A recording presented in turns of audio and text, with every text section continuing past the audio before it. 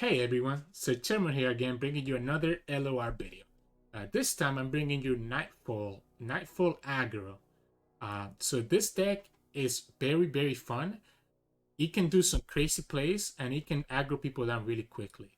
The reason why I really like this deck in the current meta is because it has really good matchups into Ahri Kennen decks, and it also has really good matchup into other aggro type of decks like Scouts, like Spider Aggro.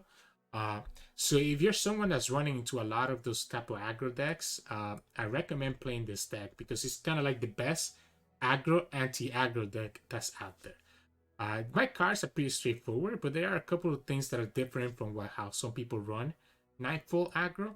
So the way that I like to run my Nightfall deck is that I want to run really super low to the curve, be able to spread out as many units as possible. And my mana, it also ends up being really important.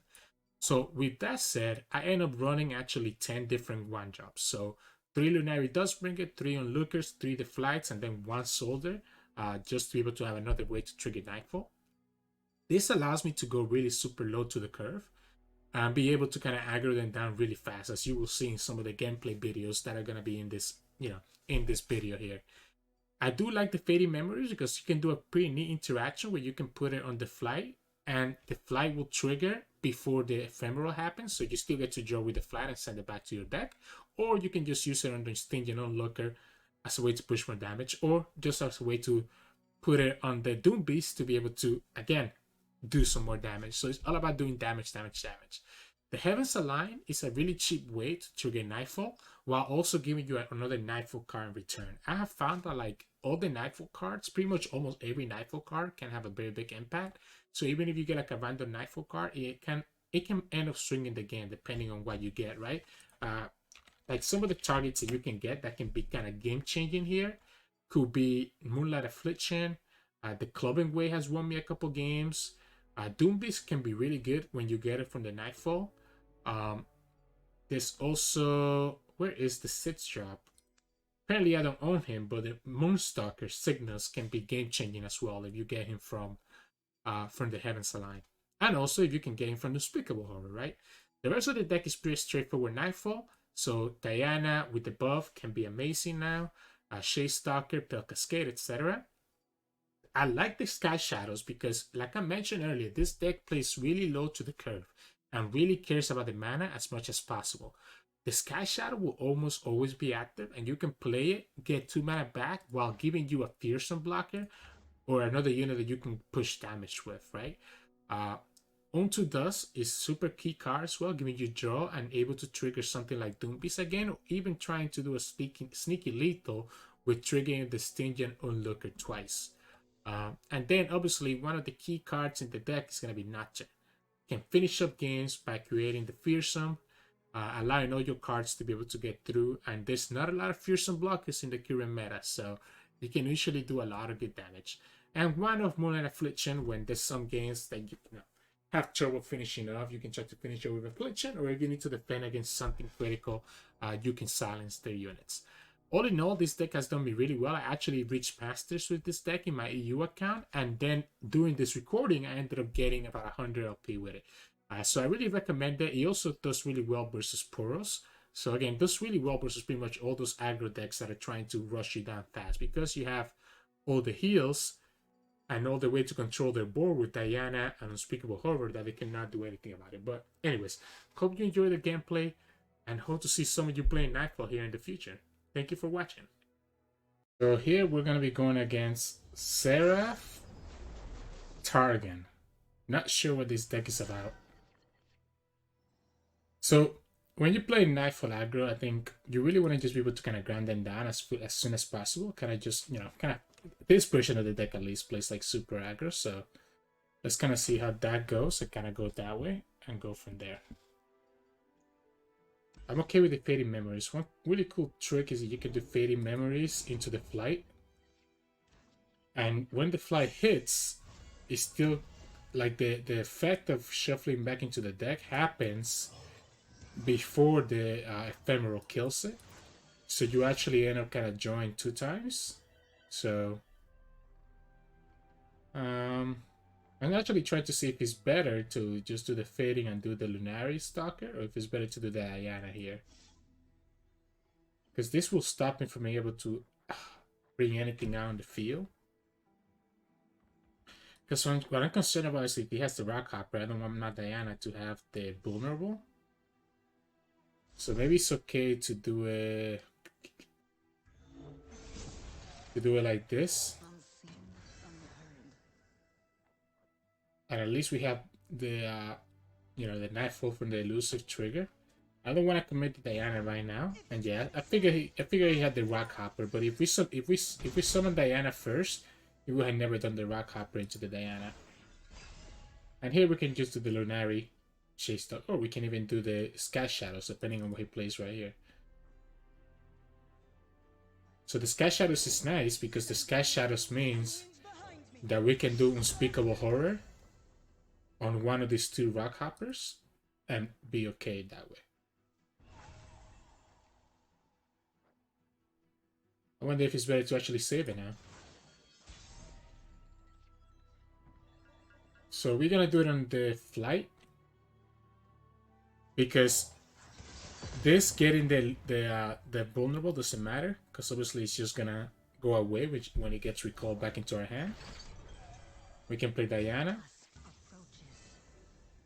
We can play the second flight if we want to, but I want to wait to see what he has for 3 mana. I guess we're gonna do it like this. I'm gonna go full aggro at this point.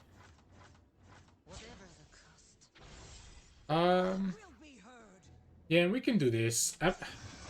So I think I want to save, like I want to be able to do the Unspeakable Horror on this instead of letting this die like that. So we're just gonna do it like this. And then here, before our turn is over, we're gonna do the Unspeakable Horror on this Rock Hopper. That way, if he's gonna drag something, he needs to drag the Sky Shadows with the Endless Devout. If I wait until next turn to do this, not only will I not have the Nightfall trigger on anymore, but it also means that he can just drag this with the Rock Hopper, which I don't want him to do, right? Oh, I love getting so many flights. Yeah, so now he's gonna be forced to do this, exactly. It's a consideration that if we do the Moonlight Affliction, stop me from getting a landmark. What are the considerations of that? Because I'm thinking that he wants to be able to do the landmark. I think he has the Rite of the Arcane to be able to actually destroy its own landmark. I actually think it's not a bad play. He also gets rid of the ship. And it prevents the landmark from being created. So let's see what he does here. Usually I like the Moonlight Affliction as a finisher. But like that was pretty good, I would say, right? So I'm gonna summon this now and then save the Lunari Dustbringer for later. Yeah, because he probably doesn't want to do... Yeah, there it is. That's the Rite of the Arcane. So if we let that landmark go through, we could have just done Rite of the Arcane and kill our unit. Now we can actually level up the Nocturne, by the way. We're gonna start with the flight. Problem is that we don't have enough mana to do both the flight plus... I mean, to do Nocturne plus Diana. So maybe we just do Diana and go like that. Because I'm kind of worried about stun too. So I am a little bit concerned about stun.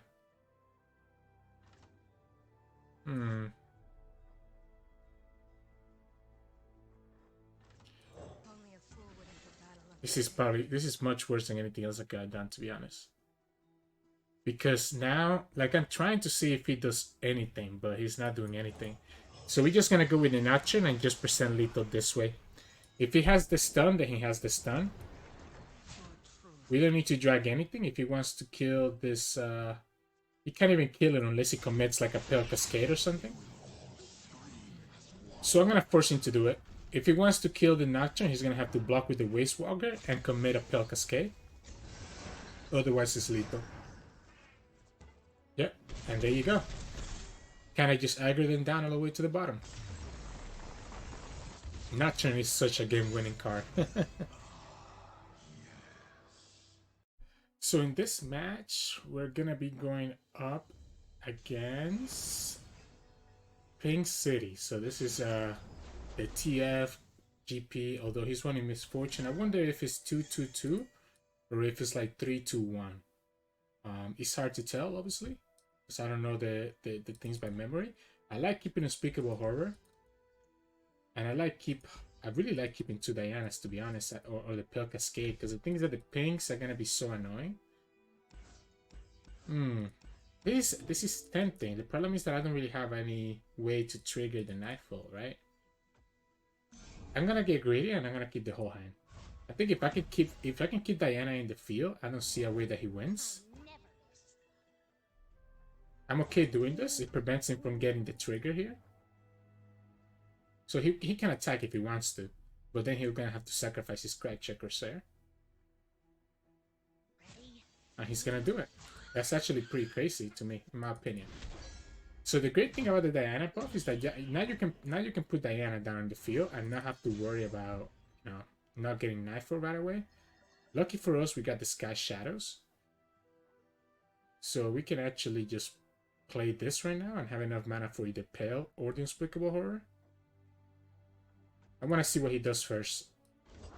Okay, so see, he does the Stone Stackers, which means that now we can open with this. And now, if he blocks, he loses the Stone Stackers.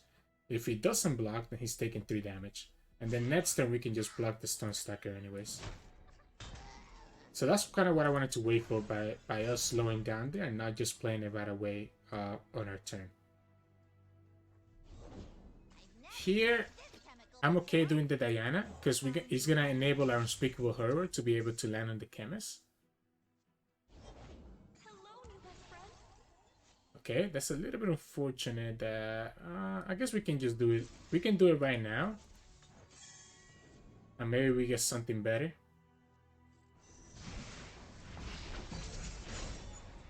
Okay, I mean the Crescent Guardian is not amazing, but it's not bad either.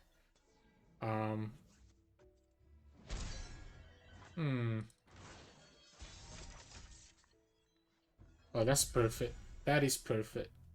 Question is, what to play? Is it Crescent Guardian or is it enough mana for Pale Cascade? I like the Nocturne. I do like the Nocturne. Ay, ay, ay. Is it the Crescent Guardian? Is this better? This is a tough question. Let's do the Nocturne. The Nocturne allows me to also pull this, so I can pull this with the Nocturne. Obviously, if he has the TF is a punish, but we can always skill the TF right here. And this is always going to have vulnerable for whenever we want to. So TF can stun the Nocturne, put him at 1. Okay, he doesn't even stun it. Interesting. So I can just pull this like this and just hit him for 5. I'm okay with this. That's why he didn't do it, because he has the Yoro Captain. Okay. I really want to be able to play this card, but we might not be able to. I'm going to just do the Crescent Guardian like this. And we can always do Pale Cascade to buff him up. So let's see what he does right here. I'm willing to just sacrifice that into there. So I think the Yoro Captain is gonna be a big issue.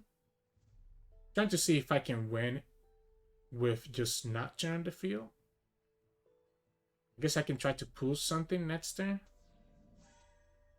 Definitely need to be able to block something here. The question is if I want to just kill. We can just do it like this, right? It kills both units. Yeah, it kills both units, and it actually keeps the Crescent Guardian alive, which means that we can actually summon the Crescent Guardian with the Fading Memories next turn. So here we can level up the Diana, while also summoning another Crescent Guardian. Ooh.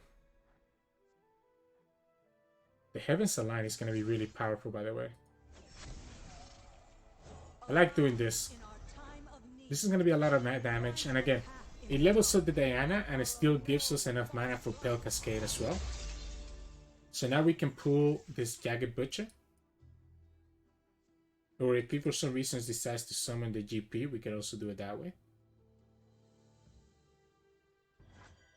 Okay, so we just gonna hit him for 8 damage. I don't think... Oh, well, the GP is about to level up, so maybe this is a mistake. What we can do next turn is that we can always stun the GP if he levels him up on that turn. Like, if he doesn't summon GP right here, as long as he lets us summon the Club and Way, I don't see how he's able to defeat us there.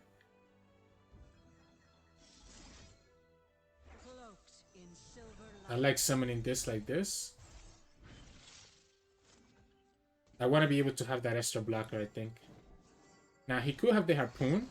Oh, he just... Okay, so we're safe in the GP. Because even if he summons GP, he needs to commit another card to damage our Nexus. So we can always do Solaris Soldier into the Clubbing Way to stun the GP, who's very close.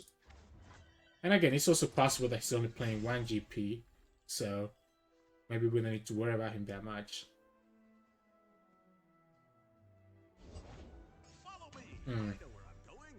That is a little bit annoying. We can do the Soldier. Let's just trigger, you know, it will make the Pale Cascade be okay. We can do the Cleven Way on this guy. So now he's going to be stunned next turn as well. And if he wants to attack with the Yoro Captain, then he's going to sacrifice it into the Cleven Way. I like how he has the same turn as he had last turn. Yeah, he cannot attack here, because any way that he attacks, we get favorable blocks. I'm thinking it's actually better to do this.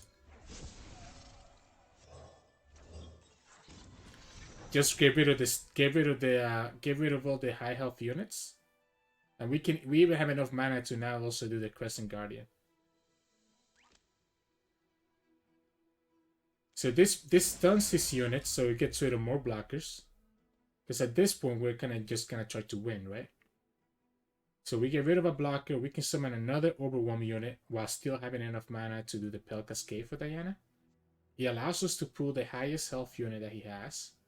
And then all these cards have Overwhelm. Never lost a fair game. Okay. I think it's better to do the Pale Cascade, right? Our light grows brighter. Now he needs to commit another unit to be able to do something on this guy.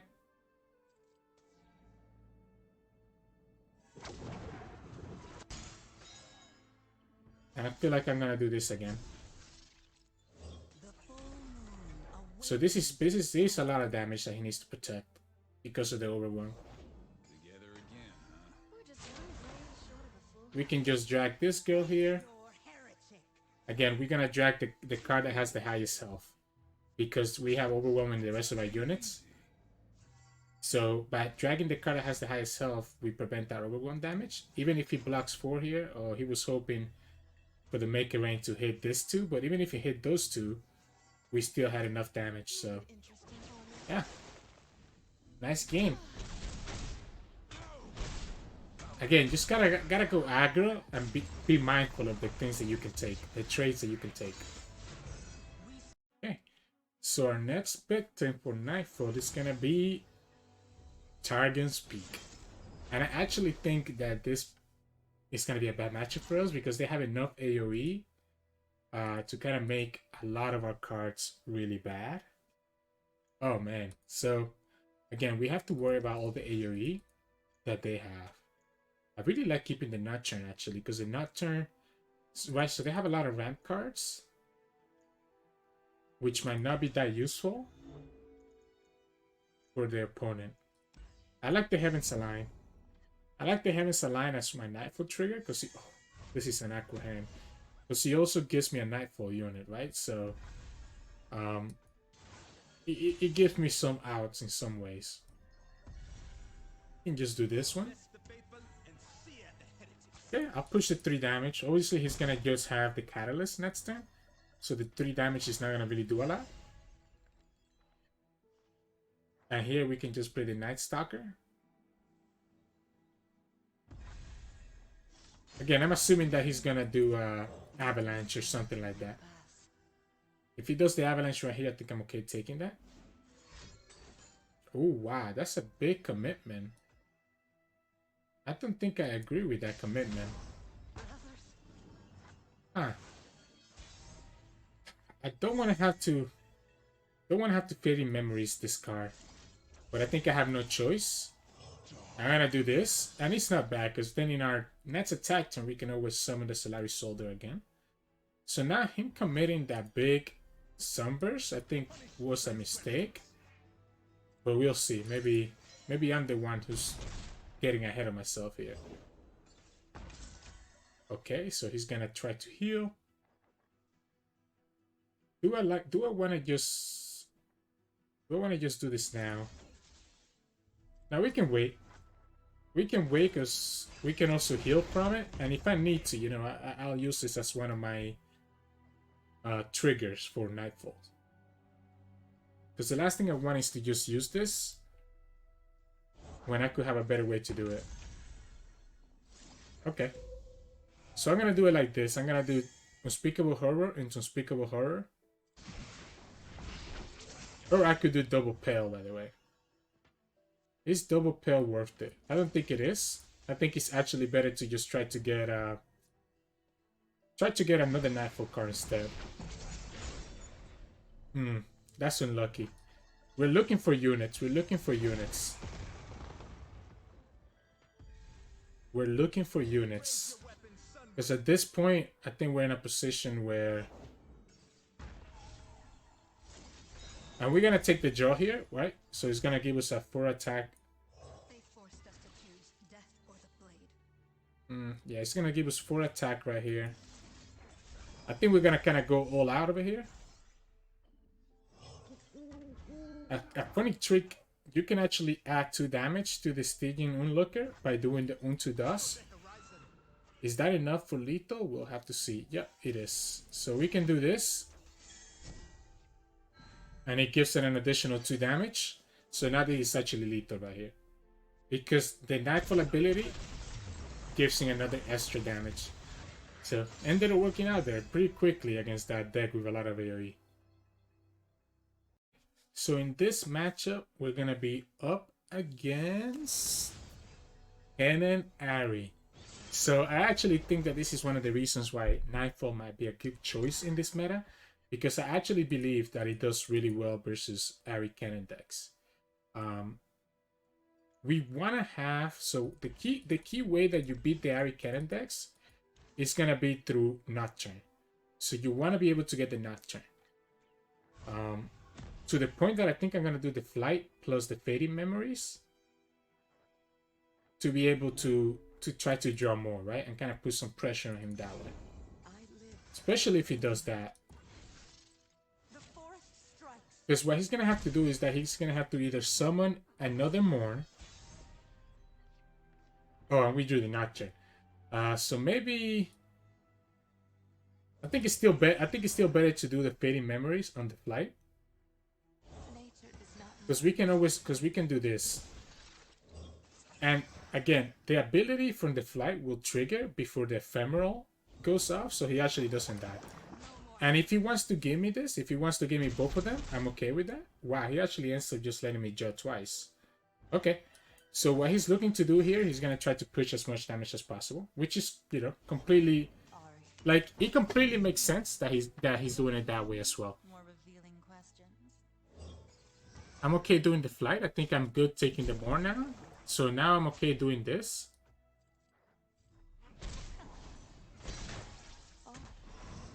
And we can actually just do Diana here.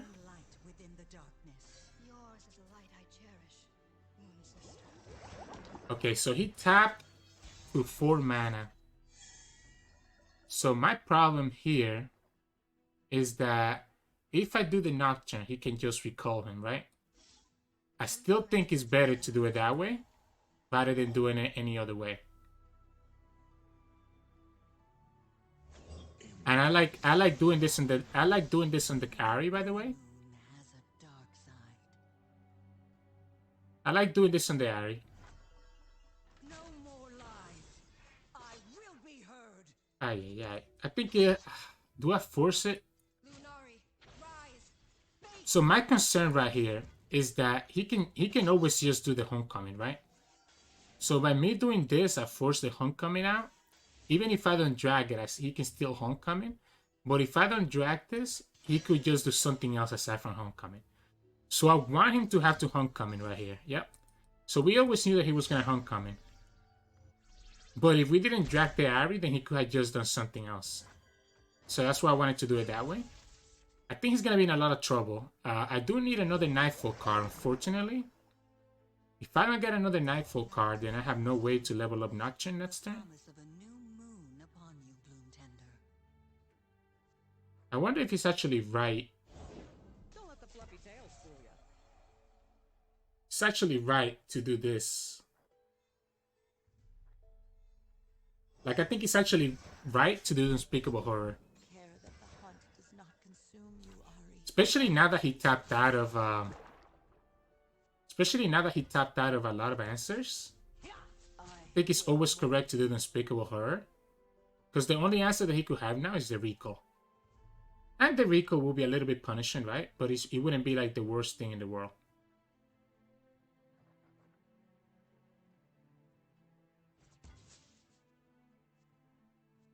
Try to keep up. And I don't wanna sacrifice my units, because my units are gonna be very important when I do my big attack using Nocturne. I need to have as many units as possible on the field. So we're just gonna do this. So if he has one more recall, we will take an additional 2 damage, because this will go up to 3. I think I'm okay with that. He cannot nullify this, so...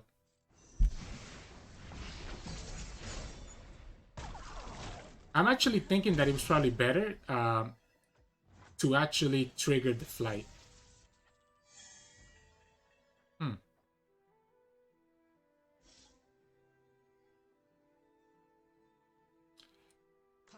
We do have a way to level up the ancient. We have a way to level up Nocturne right here, because we have the Ancient Guardian as well. He's gonna have to do another. He's gonna have to either stun or do another homecoming. Nothing else is gonna help him against the Nocturne level up. And Diana is also leveled up, by the way. So homecoming will be huge. That would take 4 of his mana. We're looking at 3. Think you're fast? Cute. Again, needs to be the homecoming or the stuns, and he needs to do it before I attack. So he messed up here. So here, we're not gonna drag anything, chat. Here, we're just gonna open attack for everything. Because the Nocturne is leveled up, he has no way to stop this attack, which is gonna be for lethal. He needs to have a homecoming, but the homecoming will not stop the Nocturne. Even if he has the stun, we still have enough damage with everything else because of the fearsome. So opponent kind of messed up by waiting too long to be able to do the reaction that he needed. You cannot let Nocturne level up in that matchup. So yeah, but that's usually how that goes against Ahri Kennen. So in this matchup, we're going to be doing Nightfall versus Pink City again. So let's see how this time it goes around. So this is the same person that we fought earlier, by the way. I think I want to be able to keep Diana on the field. I think the Unspeakable Horror is another way to deal with like some of his damage pings. And we ended up getting the Lunari as the 1-drop, which is even better. I think it's always better to do the Lunari instead of the Solari. We can do the Solari as an answer for something else that he might have. Do we want to do this attack? Because again, we do have the Unspeakable Horror if we need to. I think we do. I think we take it because we don't want to get hit by like a Make It Rain. So what I'm scared of right here is that if he had a Make It Rain, that would have been very bad for us if we didn't take that attack. I think here we're gonna have to take whatever he throws at us. Like if he does the Stone Stackers, Okay, if it's just the chemist, I think I'm okay with it. Huh. I think we do the soldier. So this means that he cannot attack anymore. Because again, if he attacks, he's gonna be sacrificing one of his units. So as long as we can give him like really bad trays, we don't have to worry about anything else. And here we can just do Diana and still have enough mana to do the Unspeakable Horror. So we can just go ahead and grab the Corsair, because we know we have the Unspeakable Horror for the Chemist. I cannot turn back. I will be heard. And I'm willing to leave this back as a blocker. We're gonna wait. Like, I want to wait for the Unspeakable Horror, because we're gonna get hit by one ping right here. So the Unspeakable Horror is gonna heal us for that damage that we're about to take right there. Okay, he even gave us a chance to develop. So now we can develop the Flight, which will trigger the Nightfall in both of these cards. So we can do the Flight. We can block these 2 units. Okay,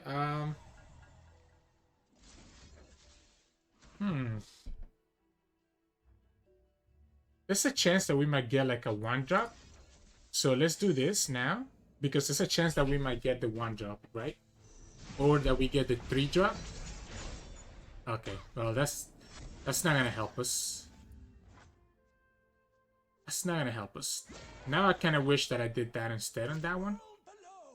I still think we go ahead and just kill. I think we still go ahead and kill the Stone Stacker. So we can do this like this.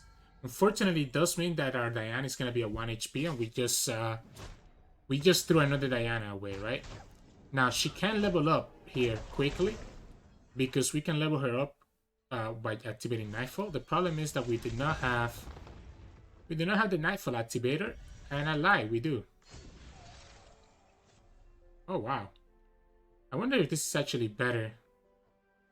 Now, so this protects us. So this is gonna protect us against a TF, right? So if he has the gold card, now he's gonna hit. Now he's gonna hit the Nocturne instead of hitting the Diana. So TF gold card is not gonna say, he's not gonna kill our Diana anymore. So if he does this like this, we can just do this, and again we can start pushing a lot of damage in. So we push 5 damage. Okay. I forgot that they played this guy. I haven't played against Pink City for so long. We had no way to save. I mean, we had no way to prevent that anyways. So I think that no matter what we did, we were always gonna get hit by that. So I'm gonna actually do the Unspeakable Horror first, because we can always do this to prevent damage. We can always do this on the Nocturne, and it will lower everything's attack by 1. So this kind of heals us 1. We can summon another blocker right here.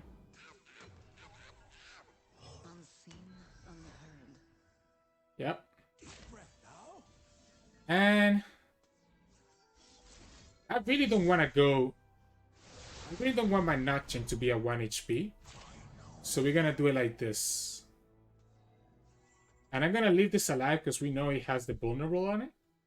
So this way, our Nocturne doesn't go to 1 HP, which can die to like a pink, right?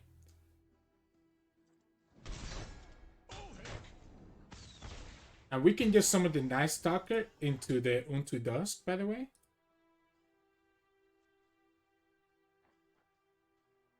The problem is we're gonna the Nocturne is gonna die to the Nocturne is gonna die to a TF if we don't open attack. So if we don't open attack, Nocturne will die to a TF. So I actually think the open attack is better. It protects us against TF, and we can just summon.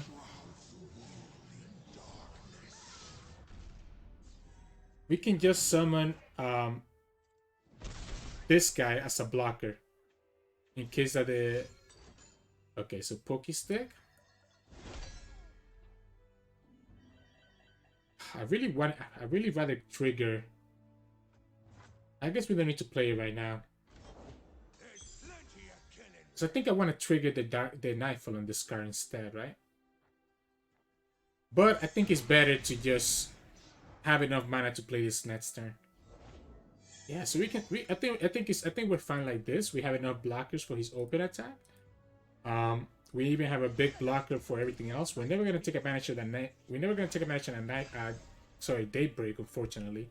But now, anytime that he develops any card, we're gonna be reducing his attack in his units. So that's why he has to be careful of right here.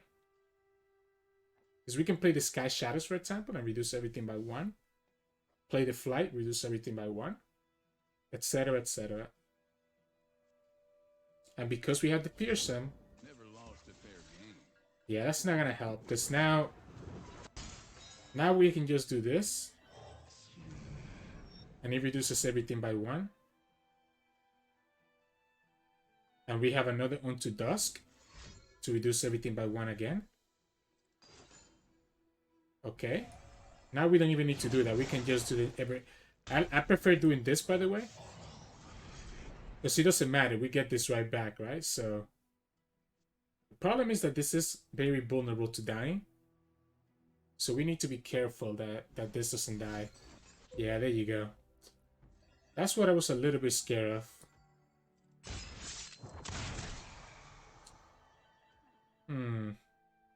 Okay. I think we can pass. None of his attack makes sense over here. What we need to do is kind of start drawing. We also have these fearsomes, right? So he needs to be careful. Okay, see, the make it rain doesn't matter to me. Because we have enough fearsome right here. And he doesn't have enough fearsome blockers that we always gonna win, I think, right?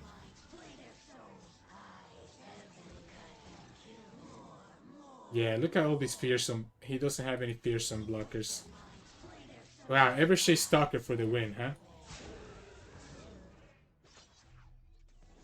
I guess, yeah, I mean, it doesn't matter. He's always gonna...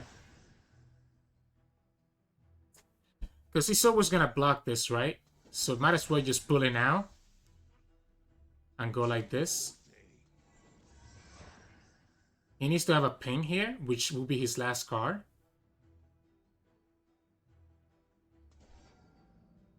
The problem is that we don't have any blockers for next turn, right? So if he has another... If he has another... Like, if he has another of the double up, we're in trouble. Because he can double up... Like, he can double up something else. Like, he can double up the Flight, for example. Stops the lethal and only leaves me with 3 HP plus 3 attackers. Huh. This is risky. This is actually very risky for us. So we know he has a spell in his hand. Wow. I don't think I agree with that. Well, I guess okay. So he needed to do something, right? To be able to block. So what he's hoping for here is that he can do the stun and the TF. But unfortunately for him, look at that. We're actually going to take advantage. I don't want to do this. Because he wants to be able to stun, right? If I play the Doom Beast, I don't see how he wins. Actually, yeah, we just win with the Doom Beast. So we know we can just win with the Doom Beast here by playing Unto Dusk into the Doom Beast. Regardless of what he does, okay. Maybe that changes things. I still think we go for it. Because he also heals us and gives us a blocker. So this would be lethal here through the Doom Beast burn. But so yeah, I mean, pretty straightforward there. So on this match, we're gonna be going up against Ahri Kennen again. So the Ahri Kennen matchup is really depending on whether you get whether you get Nocturne or not. So I think Nocturne is very important. But I do like kind of keeping this kind of aggro lineup here. Diane is also very critical. I want to be able to draw with the flight. So I'm wondering if it's actually better to do this. We can do the flight here. And if he summons a 1-drop unit, we can do the Unspeakable Horror on it. A 1 health unit, sorry. So this is going to force him to either have to recall this or have to do like an Amplify on it. Okay, or he can do it that way. So that tells me that he doesn't have a recall in his hand. Like the, sorry, like the 1-cost recall is what I mean, that he doesn't have in his hand. So here we can do the Lunari Shadestalker, I think. Time for a leap of faith. I think we can just sacrifice the flight. I don't think there's gonna be any time that the flight is actually gonna do any damage. The Lunari Shadestalker is gonna prevent him from attacking, so we can do this. Yeah, so he's gonna just hit it here. So, but he won't be able to attack anymore, which is a plus for us. Now we just need to actually start putting damage on him. I like doing the second Lunari Shadestalker. He also starts leveling up our Nocturne, so that's 2 attackers, 2 Nightfall attackers, and it still gives us enough mana for the Pale Cascade. If he does the drop play, I'm okay with that. I guess he could have... We attack with everything here. He's gonna block this with either the Nobari or the Droplet, but we still should be able to push. Still should be able to push at least 4 damage. Letting us draw, I think, is a mistake because he gets us closer to Nocturne.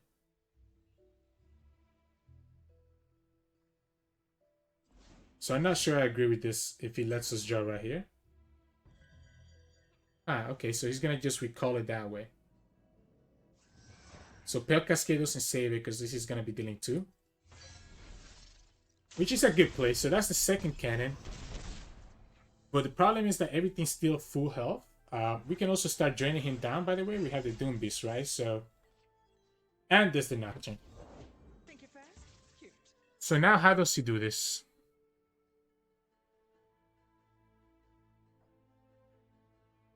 How does he do this? I think we pass. Let's see what he does first. He could easily just pass back,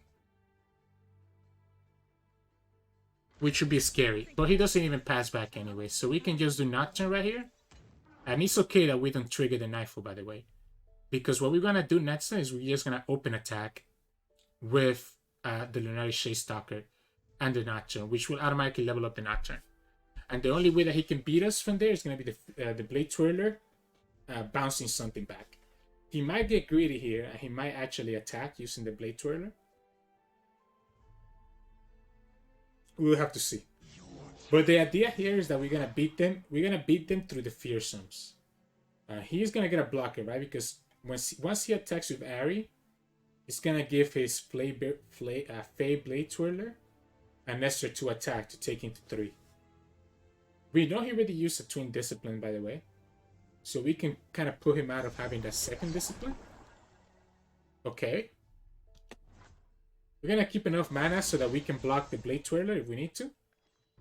So for some reason he decided to do it this way, which allows us to just open attack, and for him to not have any blockers because he hasn't actually recalled anything there. So now we open attack. He can recall the Nocturne, right? He could have the stun, or he could have the stun, or he could also have the oncoming. But we're still pushing 6 damage through. Okay, so here we push full damage. Interesting. I think we can just burn him down now with the Doom Beast. So I think we're gonna do Pale Cascade into the Doom Beast, onto Dust. We don't want to do Fading Memories because I want to be able to do triple Doom Beast if anything. Okay, so he's gonna recall here. Here's our chance. So again, I like the idea of Pale Cascade into the Doom Beast. Let's start making him like put him low so that he's gonna have to like, yeah. Alright, so there you go. Yeah, we could just burn him down from there. He would have needed to deny that to be able to stop the Doom Beast from being able to do lethal to him. So, but that's usually how you beat Ahri Kennen. Nocturne, Nocturne, Nocturne, Nocturne. That's all you need. Welcome back. So hope you enjoy some of the gameplays of Nightfall Aggro. As you can see, really, if you're struggling against Ahri Kennen, you can play this deck and, you know, kind of beat them down with Nocturne. But you can also just beat a lot of other aggro decks because you're able to control the board much better than they can, and you're able to heal up much better than they can. So again, this is like the best deck if you want something that's anti-aggro while still being aggro itself. So it's like the best aggro deck that's also anti-aggro. But yeah, if you enjoyed this video, make sure to drop a follow on Twitch, or you can subscribe here on YouTube. Those are usually the two ways that I play LOR the most.